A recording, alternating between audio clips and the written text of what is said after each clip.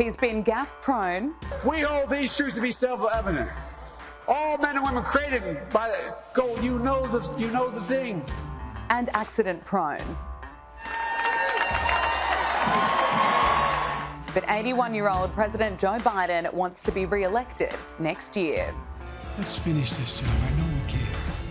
As he ramps up his campaign, Joe Biden is facing a myriad of issues, from the mounting legal cases against his son Hunter, growing concerns over his own cognitive health, and all on the backdrop of worsening poll numbers. Could the House of Biden finally be crumbling? Sky News Digital Originals presents The House of Biden Crumbles. The Hunter Biden saga has cast a shadow over Joe Biden's entire presidency. The president's son implicated in a range of scandals, from dodgy business deals to substance abuse. And as Hunter begins facing legal repercussions, this could cause his dad's leadership to come unstuck. Let's start with Hunter Biden. He's now facing 9 charges relating to tax evasion. How is this going to impact Joe Biden's chances at re-election? Well, he can't ignore this, right? I mean, they have tried so hard to sweep Hunter Biden's foibles, his life mistakes. They have tried so hard to sweep this under the rug, to try to make it out to be no big deal. Joe Biden has given any number of interviews to American media early this year where he said, "Oh, I love my son Hunter. Oh, I'm proud of Hunter." Well, you really can't be particularly proud of the behavior that is described in this very salacious indictment, this superseding indictment. But, you know, it's actually even more than Hunter Biden's personal behavior, which is absolutely atrocious, of course. There is an entire corruption element to this whole story as well. Recall, Gabrielle, that it was in late July when Judge Noriega, a federal judge located in Delaware, the Biden family's home state, was presented with a sweetheart plea deal for Hunter Biden that she actually rejected. And if she had actually signed off on that plea deal, we never would have even discovered this superseding indictment with these 9 criminal counts that could tally up to 15, 20 years in federal prison. So they've really tried to bury this thing under the rug, but between the gun charges and between the tax charges here, I mean, trying to expense thousands and thousands of dollars of strippers and hookers and sex clubs and all of this just crazy stuff, trying to expense this as tax expenses under your U.S. income tax. I mean, my God, I would not recommend Hunter Biden's accountant to my worst enemies at this point there.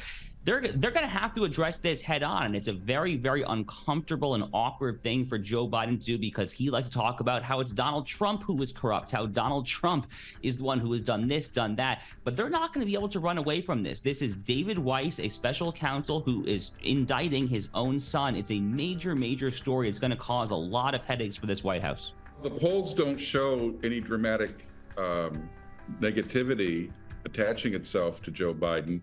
But the questions are piling up, and you have to look not at where we are now, but where we may be a few months from now. And Hunter Biden did not help the president's cause by holding a press conference at the Capitol in which he said, "I'm not going to honor a subpoena that Congress has issued for me to come in and talk with members of Congress privately about these issues, because I think they're running a witch hunt." Ignoring a congressional subpoena is not a good look. And I believe that Hunter Biden's activities are going to be better known by voters in a few months than they are now. And that may start hurting the president's reputation as a man of probity and integrity.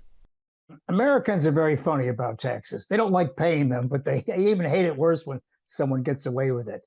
Now, the president's son, who obviously was known to many, many people, serving on 2 boards, he spent $1.6 million, let's face it, on hookers and blow. I mean, this guy was not some 53-year-old dock worker hooked on Oxy after an accident to his back or something like that. He was just having this grand lifestyle, staying in 5-star hotels, and a lot of people must have known about it. And at the same time, he's on these boards in China and Ukraine. And a couple months ago, Pete, as you just indicated, this was all swept under the rug.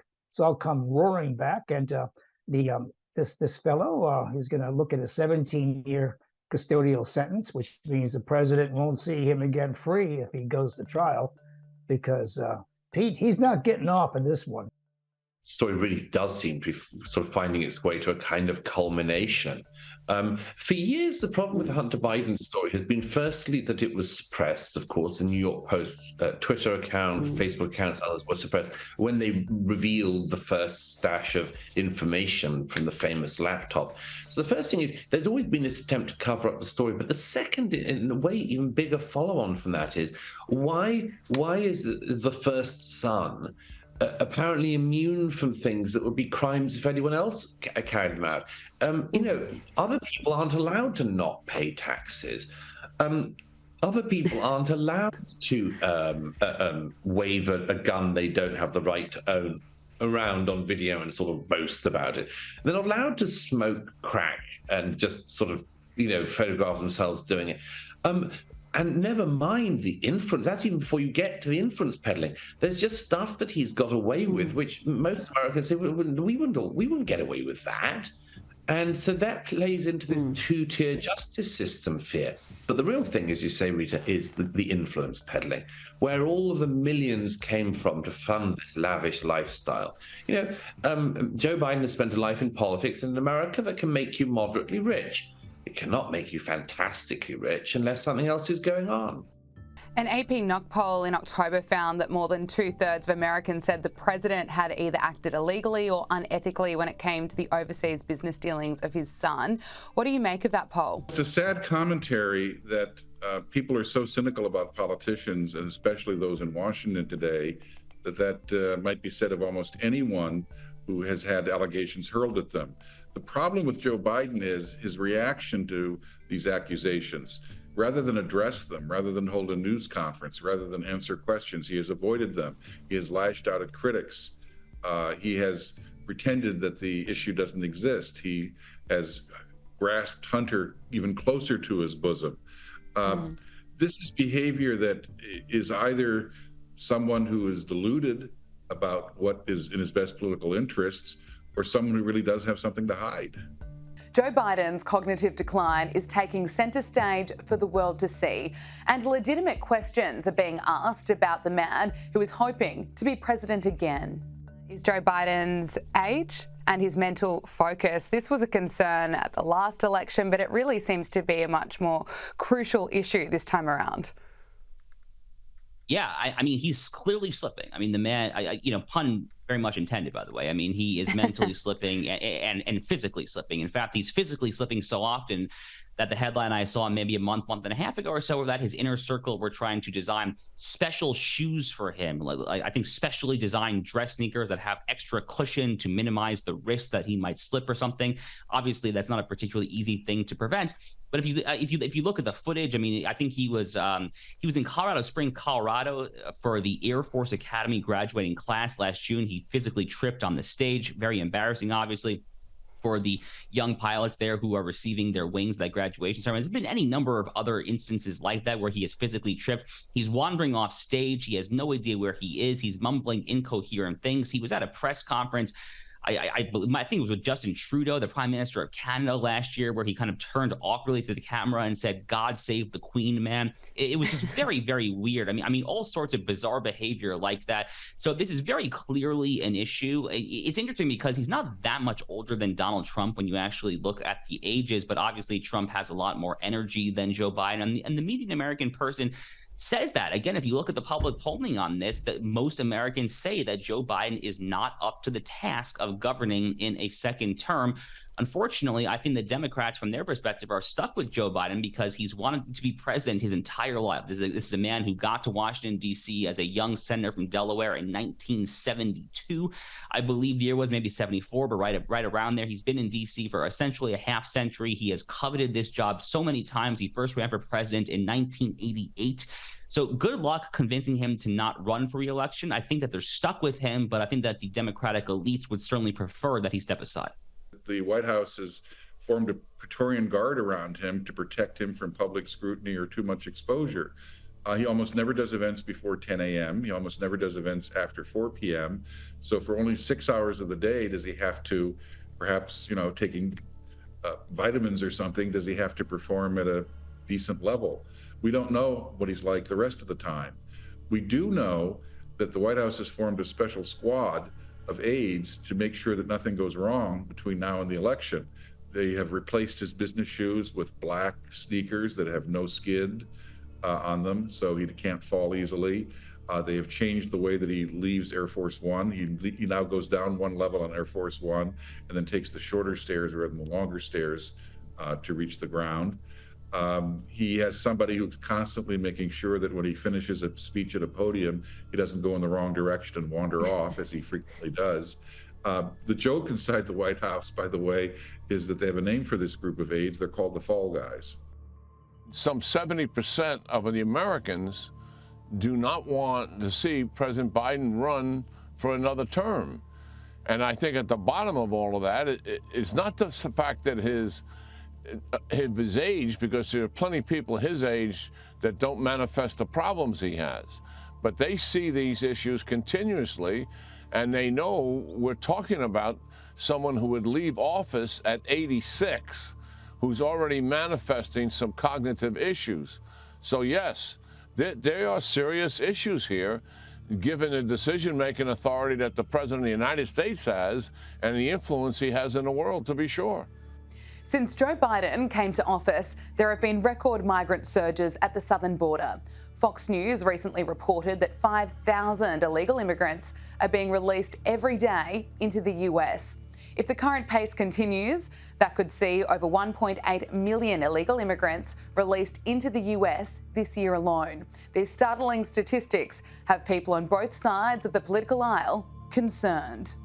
And you've also got the issue of the southern border. There was another record surge in the last week. There's fentanyl flowing into the country. We're seeing crime increase. Is that going to affect the way people vote in 2024?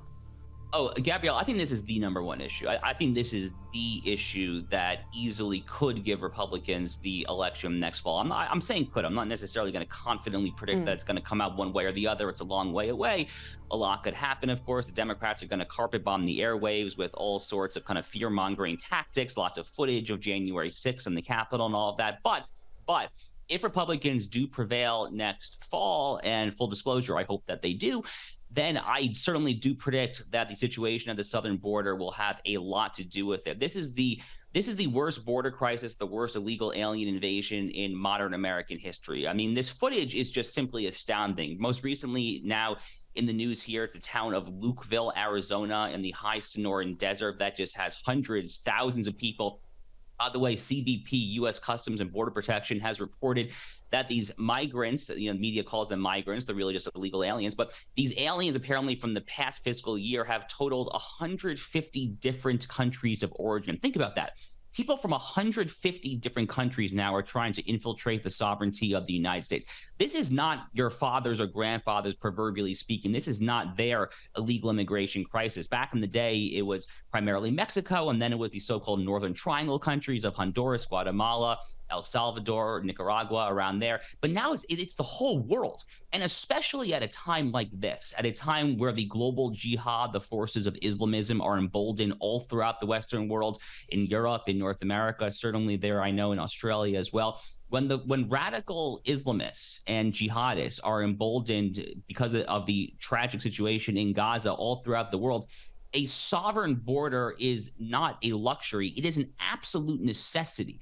And it has tangible ramifications for crime, for culture, for economics. Immigration is one issue that affects every single area of American life. Joe Biden's approval ratings when it comes to immigration, hover between 18 to 25 points underwater. He is catastrophically unpopular on that particular issue there. So I think that this is the number one domestic and, frankly, to an extent, also just global issue in general that I think Americans are going to vote on next fall. You see that the Republicans, who have had no success in moving Joe Biden on paying attention to the border issue, now have discovered that Biden wants this $50 billion for Ukraine for support to the government there, but he is ignoring any other issue that affects our borders. He's concerned about Ukraine's borders. And this has presented the Republicans with a great opportunity because they're saying we have to change our policies to stop the stem of asylum seekers and migrants and just people who are crossing the border. We have no idea where they're from or who they might be. And the Democrats in the Senate, I think, are getting very nervous because they now realize that this is like the crime issue. after the George Floyd killing, after the crime issue they miscalculated, they are now miscalculating the border issue. Common sense would say they're here for reasons that are not in our favor for the country. There are millions of unvetted single adult males pouring over the border. The Biden administration knows about it, and their response to it is not to stop the flow, it's to simply manage the flow with more taxpayer dollars.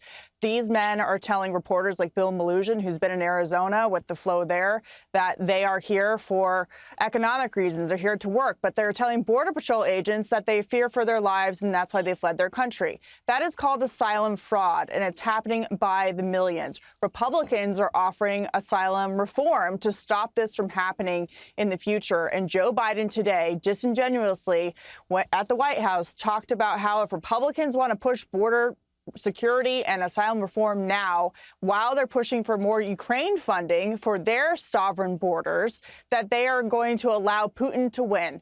We've talked a lot about impeachment, but you could argue that this issue of the border and the president of the United States, the commander-in-chief, has completely derelicted his duty to protect the country's sovereignty. And he has no intention of fixing this. And Republicans are giving him a choice. Look, you put your country first, or you're not going to be able to fund all these other things that you want to that are unrelated to the crisis that we're seeing get worse every single day in every city across the country. Foreign policy is a tough issue for any leader, needing to portray a tough stance on the global stage while prioritising domestic issues.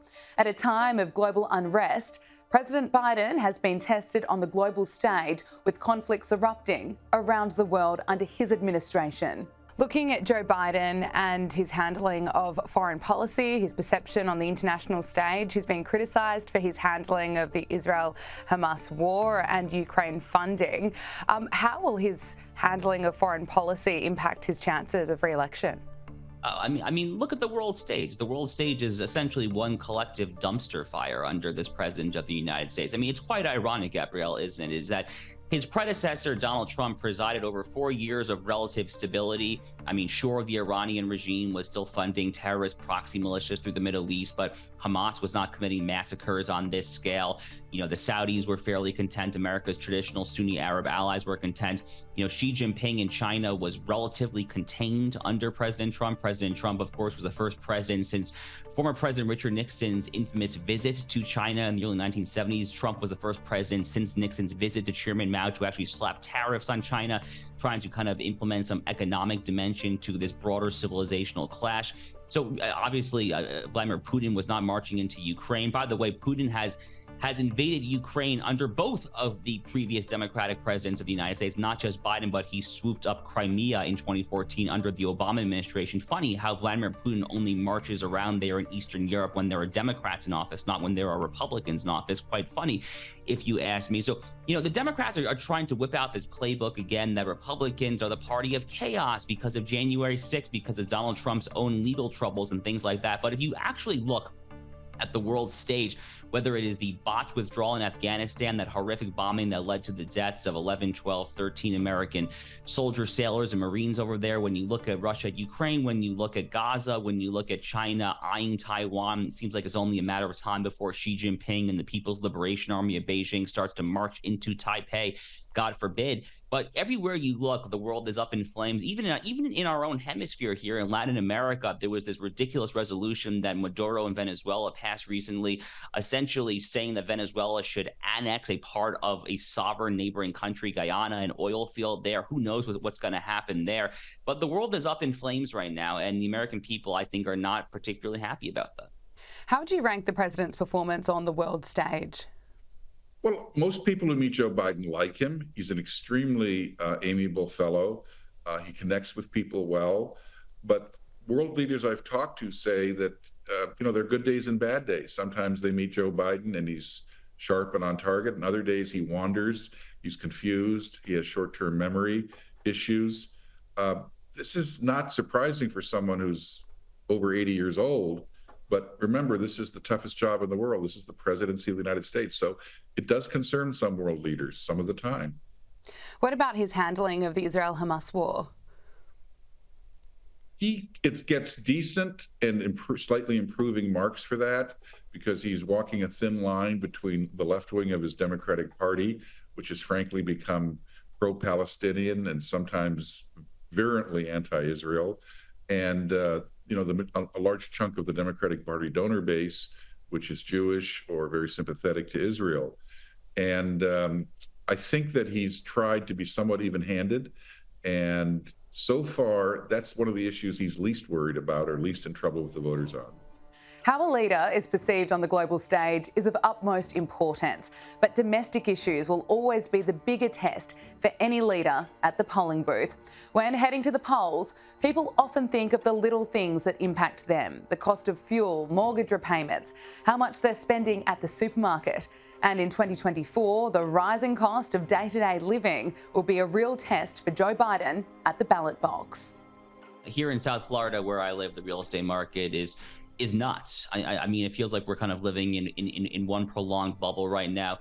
Interest rates also, on the other hand, I mean, it's not just that home prices are high. I mean, interest rates are considerably higher because of the way that the Federal Reserve has had to increase rates over the past few years to combat our 40-year high inflation. I mean, inflation in the United States last summer, about a year and a half ago, in July 2022, reached literally a 40-year high. The highest it reached, I believe, was 9.1% on an annualized basis.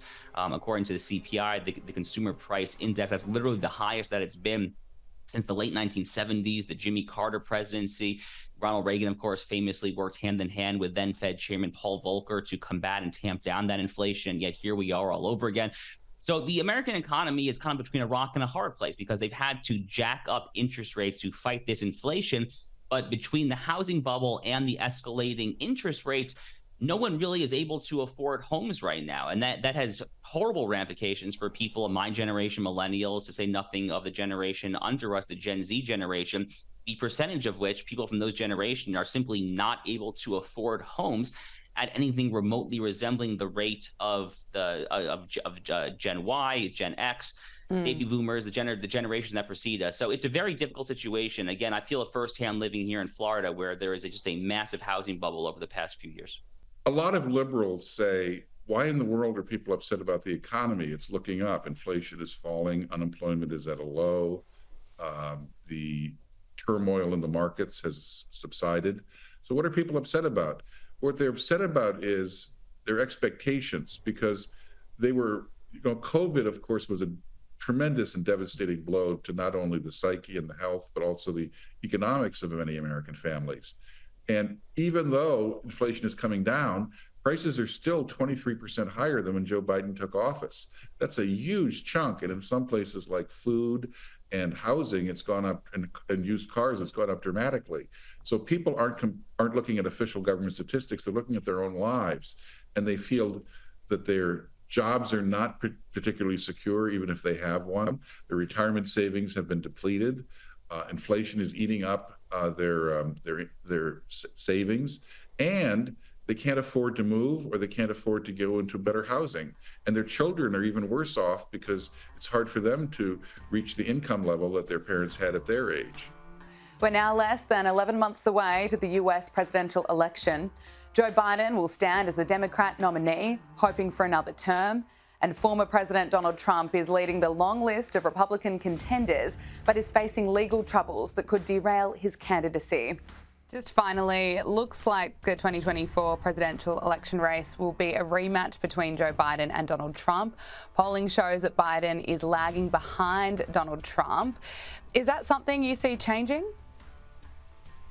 Well, if it doesn't change, I predict that your statement that the race looks like it's going to be between Trump and Biden will no longer be in that Washington word operative.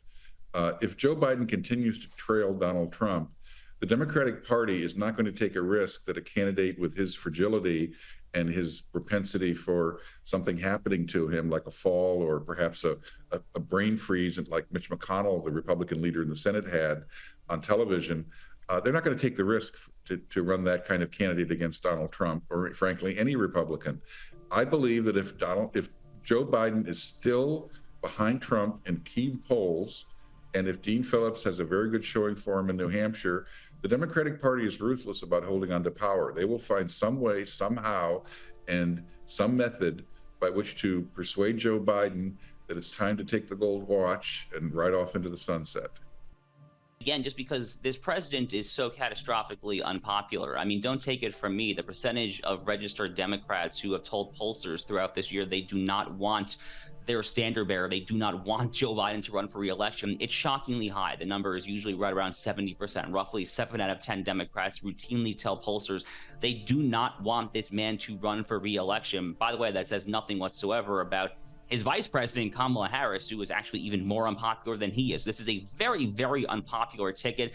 His approval ratings when it comes to specific issues, whether it is the economy, whether it is immigration, whether it is foreign policy, healthcare, you name it, he is routinely underwater on essentially all of the issues that matter for the median American voter. So, no, I'm not surprised that Trump, or frankly, any of the Republicans that are running, I believe, are currently ahead of Biden in hypothetical polling. Again, it is a long way away. I do fear that Democrats have not started their full kind of across the spectrum media carpet bombing operation. Even liberal media here, I'm thinking of outlets like CNN, the Washington Post newspaper. I'm not sure that all of them have truly kicked it into overdrive yet when it comes to the fear mongering that is to come. They've started somewhat. I mean, the Atlantic magazine, which is a historically liberal magazine here in the U.S., had this recent long article from Jeffrey Goldberg talking about how Trump's going to be a fascist dictator. So they're starting to pick up that steam. I do fear what effect that will have on the polls when that kind of kicks into overdrive with all the January 6th coverage and the coverage of Trump's various criminal trials and all of that. But I'm not shocked right now that Biden is trailing in the polls because, again, it's not just me. Swing voters and even registered Democrats say that they don't want him. He's really that unpopular. President Joe Biden has had a long political career, 36 years in the Senate, vice president under Barack Obama, and in 2020, becoming president. But as America gets ready to head to the polls again, the oldest president in history is facing numerous challenges. Only time will tell if he can overcome these issues and be voted president again.